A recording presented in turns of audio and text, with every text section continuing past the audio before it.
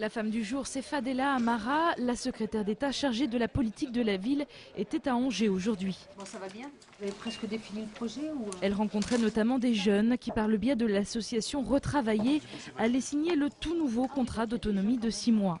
Ils ont passé un bon moment à discuter avec la ministre connue pour son ouverture. J'ai un parcours très particulier. J'ai vécu, moi, de tous ces contrats-là. Et ce que j'appelle, moi, le parcours du combattant. Effectivement, à des moments clés, ça nous aide. Mais en réalité, quand on a fini les contrats, on retourne à la case départ pour beaucoup d'entre nous. Et donc du coup, on repart encore sur un nouveau contrat, éventuellement qu'un nouveau gouvernement mettra en place, etc. Donc en fait, on ne règle pas le problème. Le Maine-et-Loire fait partie des 35 départements sélectionnés en France à titre d'expérimentation.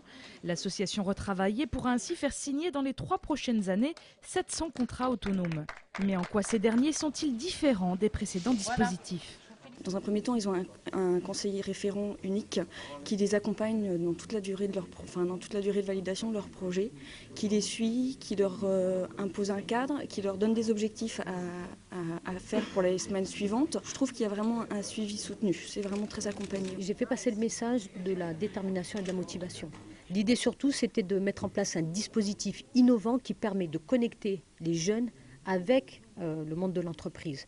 Et donc l'idée, c'est vraiment qu'ils aient envie de s'en sortir. Pierrick a 20 ans, il cherche à s'orienter dans la vente ou la maintenance informatique. Il est l'un des premiers à signer avec Fadela Amara en personne un contrat d'autonomie. Voilà, super, félicitations. Merci.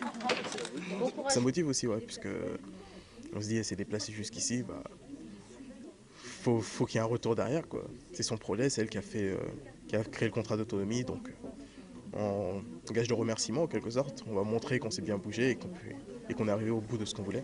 À l'issue de cette rencontre, Fadela Amara s'est rendue à Trélazé pour faire le point sur les rénovations urbaines entreprises dans la commune.